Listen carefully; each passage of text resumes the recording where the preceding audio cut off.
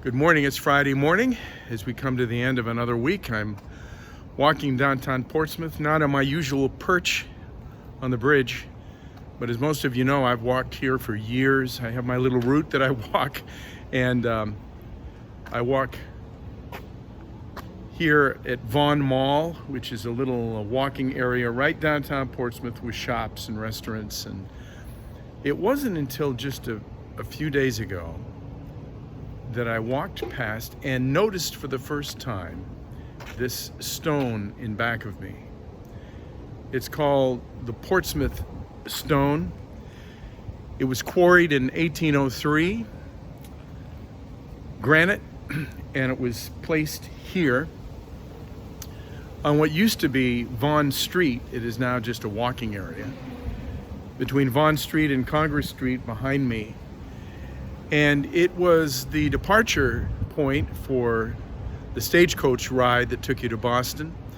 It became a marker from which they would measure distances. And here it is. Even though Portsmouth has grown up around it and changed around it, it has remained unmoved. The Portsmouth Stone. Now, it was Mary Z that got me thinking about rocks. On Wednesday in our discussion. Mary Z, thank you, Mary, because she shared her story of coming to faith. And she shared how she came into a relationship with Jesus while sitting on a rock at a summer camp during quiet time. How special a memory is that? And now she says when she sings about rocks, when she sees rocks, when she thinks of that rock, she thinks of Jesus, because Jesus, of course, is our rock. Isaiah says this in one of his prophetic passages, chapter 33, beginning at verse 1. A king will reign in righteousness. Princes will rule in justice. They will be for us a hiding place from the wind, a shelter in the time of storm, a stream of water in a dry land, the shadow of a great rock in a weary land.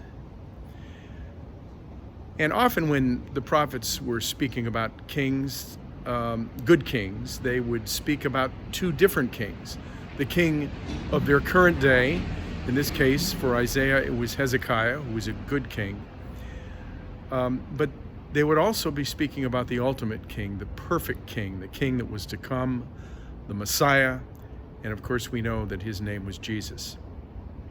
And so here in this passage, Isaiah is speaking about a king who would come, who would be four things for us, would be a hiding place from the wind, a shelter in the time of storm, a stream of water in a dry land, and the shadow of a great rock in a weary land, as travelers in that arid desert area of the Middle East would be walking and come upon a great rock which blocked the sun, and they would just rest beneath it.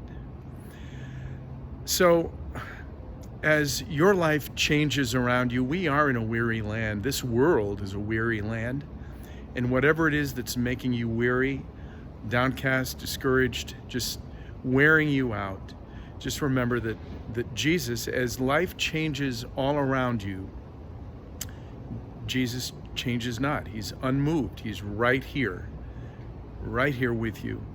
And he is those four things. He is a hiding place. He is a shelter. He is a stream of water.